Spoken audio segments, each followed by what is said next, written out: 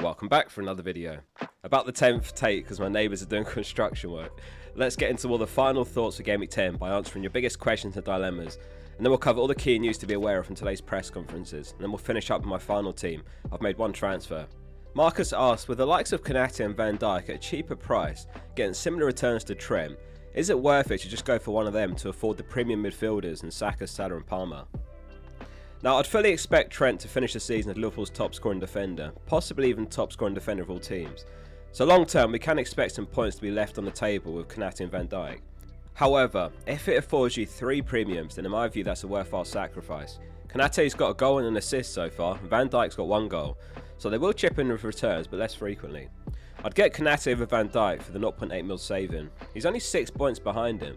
But let's not forget he came on at half time in Gameweek 1, so he missed out on those clean sheet points, and he started every game since then, so they're basically even on points. Bomb asks whether to keep Solanke or to buy Cunha. Now you can make a strong case for making the switch, despite Solanke having 2 home games. Solanke looked absolutely exhausted in the League Cup on Wednesday, and we're still not 100% if Son's back in the starting 11, which would diminish his service, and he's taken just 2 shots in the last 3 game weeks. So I think making the switch is a valid move this week. Although you miss out on that Ipswich home game in Gameweek 11, you get Southampton home from Cunha, and long term he's got the much better fixtures.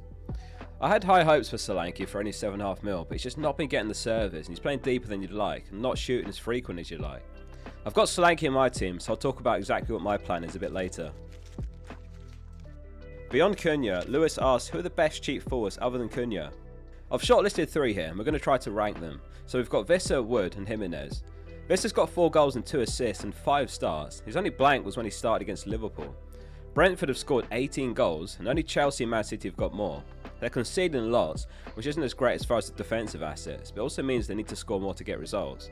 So Wood's the second top scoring forward after Haaland. He's got 7 goals and 9. Looking at the fixtures, he's probably the most short-term pick of the 3, while Jimenez is cheaper, and he looks solid to start for the next 5 in a row. So how do we rank these then? I'd actually put Visser top. He's got 97 minutes per expected goal involvement this season, which is second only to Haaland among all players.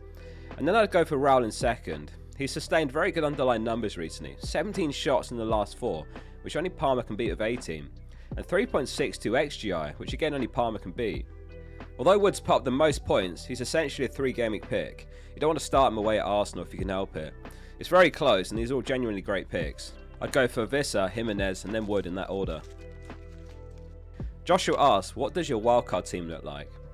So here's the wildcard I've put together for Gameweek 10. It's Ryan Fabianski in goal. It's Gabriel, Anderson, Trent, Lewis and Colwell in defence. Rodgers, Salah and Bumo, Palmer and Saka in midfield. And then it's Visser, Wood and Cunha up top. So why is Wood in the team then if Jimenez was ranked second ahead of him in the previous segment?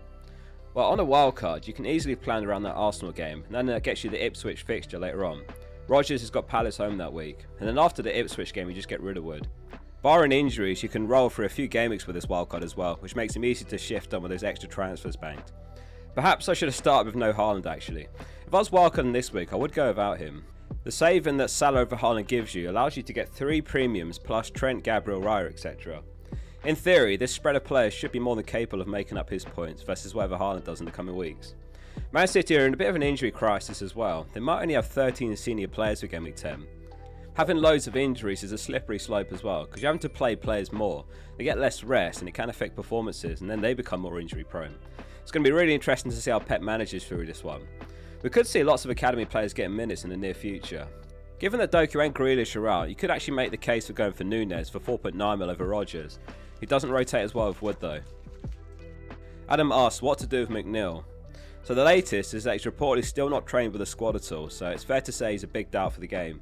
Unless we get some news before the deadline that he's fine, then I'd say Rodgers and Garnacho are the 2 players that are priced comparably that I'd look at. Rodgers came up before 60 minutes last game obviously, which was a frustration for owners, but Emery said after the game he was tired because he played lots of games and lots of minutes, and he was fully rested midweek in the League Cup as well. It looks like Spurs are going to be without Van de Ven as well, who's a massive loss. When he was out for 9 games last season, they kept just 1 clean sheet, so it's not a bad fixture this week either. Garnacho of course has got Chelsea home, which is going to be a great watch, but after that they've got Leicester, Ipswich and Everton, which is going to be an incredible run of games, and potential new manager bounce coinciding. Garnacho is second for goal attempts over the last 4 game weeks. He got 1 goal 1 assist midweek in the League Cup as well. Buonanotte is quietly having a great season with 3 goals 2 assists, and he's got Ipswich next, but I'd rank these 2 higher than him. So, following on from that Garnacho discussion, Laticity says, now that Ten Hag drag factor has left Old Trafford, are the Man United assets back on the radar? Well, if you can wait a week, I wouldn't rush to buy them this week. It's that run from Gameweek 11 really where there's huge potential. Though I recognise in scenarios like before with McNeil, you might have to go a week early. Bruno's averaged 184 points per season in the last 4 years, so we know what he's capable of. And Gameweek 11 could really be a turning point, as frustrating as he's been so far. He really should have come away with at least one return last Gameweek. Dalot missed an absolute sitter that he'd set up. Amorim likes to play with wing backs most of the time. We'll have to see if he carries that philosophy over to the Premier League. Dalot and Mazraoui could be options as well. Picazard asks if triple captain Salah is viable this week. He's actually produced twice as many double-digit returns than anyone else this season with 6. Haaland, Luis Diaz and Palmer have got 3. I mean, to me, logic says save the triple captain for an easier fixture. There's every chance he does haul against Brighton, who might be without Dunk in fairness, but he's yet to play Ipswich, Southampton and Leicester at Anfield, which are undeniably better fixtures. Palmer's also yet to play all 3, and Haaland's still got Leicester home to come at the Etihad. I'd save the chip. Next segment then. Let's go through all the key news from today's press conferences to be aware of. Arsenal first. Arteta was asked about Gabriel and he said, "We have a training session today. If he can complete that, he will be available. He hasn't had one yet." He also said it's good news when asked about Gabriel, but that might have been referring to him avoiding injury. I think he's got a good chance of playing personally. A Liverpool update. Jota and Alisson are expected to rejoin the team after the international break, so most likely Gameweek 12. If you're going for a Gameweek 12 wildcard, Darwin could be a genuine shout as a 2-week punt. He's got 2 home games, he's got no Jota for competition. Same for Kelleher if you need a keeper upgrade for the next 2 weeks before wildcard and over the break. Other than that scenario, ignore these guys. They're a transfer back out waiting to happen. Potentially good news for Arsenal defence owners. Isak and Gordon have both got niggling injuries and they're going to be assessed today to ensure if they're okay to play. It's the battle of the 2 press conference frauds this week though. It wouldn't be surprising if everyone who's supposedly a doubt plays. Quick Bournemouth update. Kepa's going to miss Gameweek 10. Potentially good news for anyone that's got City attackers. It'll be Travers in goal again for Bournemouth this Gameweek for the home fixture. A couple of Spurs updates. Postecoglou says that Van de Ven strained his hamstring, which fortunately isn't a serious one, but it should keep him out until after the international break, so Gameweek 12 at the absolute earliest. If you got him and you need a replacement, 8 Norrie makes the most sense this week to me. The other update is Son, who trained today, and if he gets retraining again tomorrow, he should be okay and in the team for Sunday's game. No update on Solanke from the presser, so presumably he's fine. Glasner's ruled Eze out until after the international break with a hamstring injury. He said we're going to miss him at Wolves and Fulham, so it's likely a Gameweek 12 return for Eze.